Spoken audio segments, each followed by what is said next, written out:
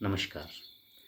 आज बात करते हैं सांख्य योग, जिसे अद्वैतवादी कहा गया है, जिसमें सृष्टि की रचना या यूं कहिए जीवन की रचना प्रकृति और पुरुष पर आधारित है। कहने का अर्थ यह है कि प्रकृति और पुरुष के मिलने से ही जीवन की रचना हुई है, सृष्टि की रचना हुई है, ऐसा सांख्य योग में बताया गया है। अब पहले बात करते हैं प्रकृति। ये प्रकृति क्या है? प्रकृति दो शब्दों के योग से बना है, प्र जमा कृति। प्र मैंने जो पूर्व से है, कृति मतलब रचना, जो विद्यमान, जो पहले से ही विद्यमान है, सृष्टि की रचना से पहले ही जो विद्यमान है, उसे प्रकृति कहा गया है। प्रकृति को हम देख नहीं सकते हैं, प्रकृति दृष्टि गोचर नहीं है, परंतु प्रकृति से जो उत्पन्न हुई वस्तुएं या पदार्थ वो जो हमारे दृष्टिपथ में आती हैं, उन्हें हम देख सकते हैं। मैं उदाहरण से समझाना चाहूँगा कि जैसे कि कहते हैं कि आग की प्रकृति जलाना होता है, लेकिन यह हमें कभी आग में भी नहीं दिखता, लेकिन जब वो किसी वस्तु को जलाती है तब हमें इसका आभास होता है। तो वो जो जो जलाना, जो उसकी प्रकृति थी, वो उसमें निहित पहले से ही विद्यमान थी, लेकिन वो दृष्टिगोचर तब हुई जब उससे कोई चीज़ उत्पन्न हुई। तो ये जो प्रकृति के जो गुण बताए हैं, तीन गुण, सतोगुण, रजोगुण, तमोगुण, इनकी साम्यावस्था से ही जो है प्रकृति की का जो निर्माण है, प्रकृति का निर्माण इन तीन गुणों से हुआ है। और इन तीन गुणों की भिन्नता के कारण, इन तीन गुणों की उपस्थिति के कारण ही हमें जो वस्तुएं हैं वो दृष्टिगोचर होती हैं। कहने का मतलब ये प्रकृति जो है विद्यमान है लेकिन अदृश्य है, देखी नहीं जा सकती है। और अब हम बात करते हैं पुरुष की। पुरुष कहा गया है आत्मा को। जैसे कि मैं, मेरा, इसको तो कोई झुठला नहीं सकता है। ये मैं और मेरा ये क्या है? यही वो आत्मा है, यही वो पुरुष है। अब इन दोनों का जन्म जो है, ये दोनों का अस्तित्व में आना एक साथ होता है। ये दोनों एक दूसरे के पूरक हैं। अकेले ना तो प्रकृति कुछ कर सकती है, ना पुरुष कुछ कर सकता है। प्रकृति जड़ है, पुरुष चेतन है। यानी पुरुष में वो क्षमता, वो शक्ति पहले से ही विद्यमान है। उदाहरण देकर मैं बात को स्पष्ट करने की कोशिश करता हूँ। जैसे कि पुरुष को एक चुंबक मान लीजिए। चुंबक के अंदर वो चुंबकीय क्षमता है, लेकिन उस चुंबकीय क्षमता को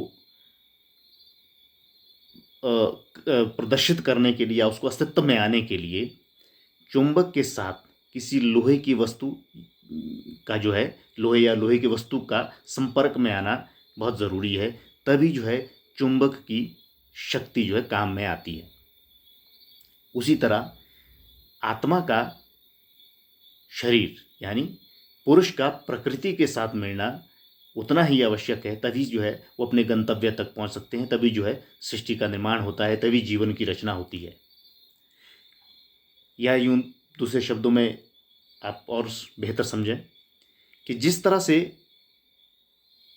एक यात्रा में दो अंधे और लंगड़े व्यक्तियों का, एक व्यक्ति अंधा है और एक लंगड़ा है, उनको गंतव्य तक पहुंचने के लिए एक दूसरे की ज़रूरत होती है, एक दूसरे की आवश्यकता होती है।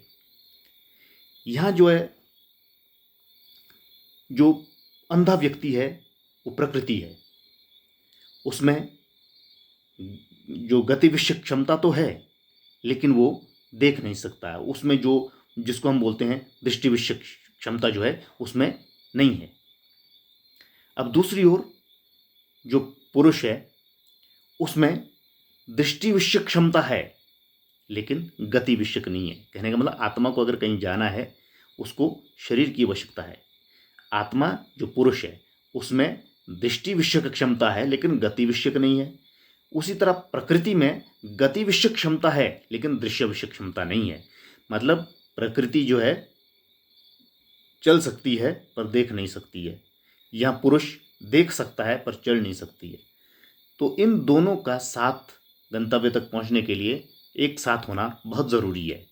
मोक्ष के मार्ग पर पहुंचने में उसी तरह जब ये अपने लक्ष्य तक पहुंच जाते हैं, अपने मोक्ष तक पहुंच जाते हैं, उसके बाद शरीर और आत्मा एक दूसरे का साथ, जीवन यात्रा जब खत्म होती है तो वो एक दूसरे का साथ छोड़ देती हैं।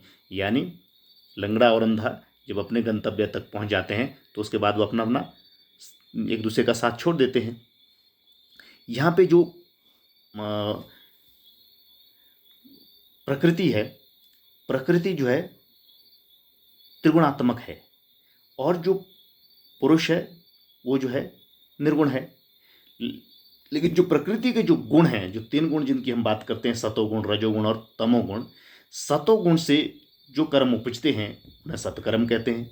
रजोगुण से जो कर्म उपजते हैं उन्हें हम मध्यम कर्म कहते हैं, और जो तमोगुण से कर्म उपजते हैं उनको या तो हम निंदनीय कर्म भी बोलते हैं या अधम कर्म भी बोलते हैं। इन कर्मों की वजह से ही, इन 3 गुणों की वजह से ही जो है आत्मा जो है सुख और दुख को भोगती है।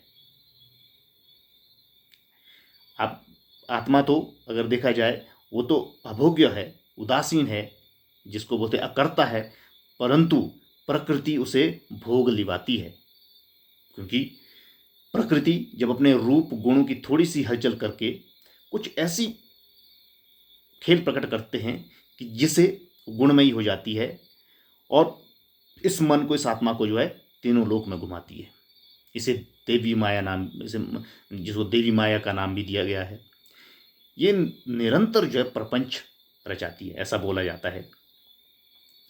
तो कहने का मतलब ये है कि शरीर जो हमारा, जो कर्म इंद्रियां है, ज्ञान इंद्रियां है, ये जो हमारे अंतःकरण है, ये जो मिला के जो है ये जो है प्रकृति बनाते हैं।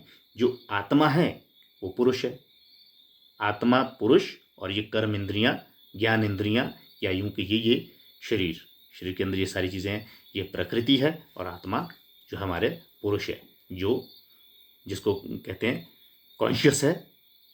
क्योंकि शरीर जो है अगर देखा जाए वो जड़ है, अनकॉन्शियस है, लेकिन उसमें कॉन्शियस जो हमारी आत्मा की, जब आत्मा निकल जाएगी तो शरीर जो है बेजान हो जाता है। जिस कहने का मतलब, जिसको बोलते पुरुष जो प्रकृति से अलग हो जाता है, तो ये जो प्रकृति है ये जो है बेजान हो जाती है, जड़ हो जाती है। इसलिए इन दोनों का जो उत्पन्न होना एक साथ ही ये पैदा होती है और एक साथ ही ये ख़त्म हो जाते हैं। क्योंकि एक दूसरे के बगैर दोनों का अस्तित्व जो है ख़त्म हो जाता है। क्योंकि इनका अस्तित्व जो है दिन और रात की तरह है, जैसा काया के साथ छाया, और जैसे किसी बीज के साथ छिलके का बढ़ना, ये दोनों एक साथ चलते हैं। तो आज हमने अगर देखें तो हमने प्रकृति और पुरुष की जो थोड़ी सी जानकारी हमने ली, कि हम मोटे तौर पर देख लें कि प्रकृति किसे कहा गया है, पुरुष किसे कहा गया, पुरुष आत्मा को कहा गया, प्रकृति शरीर को कहा गया।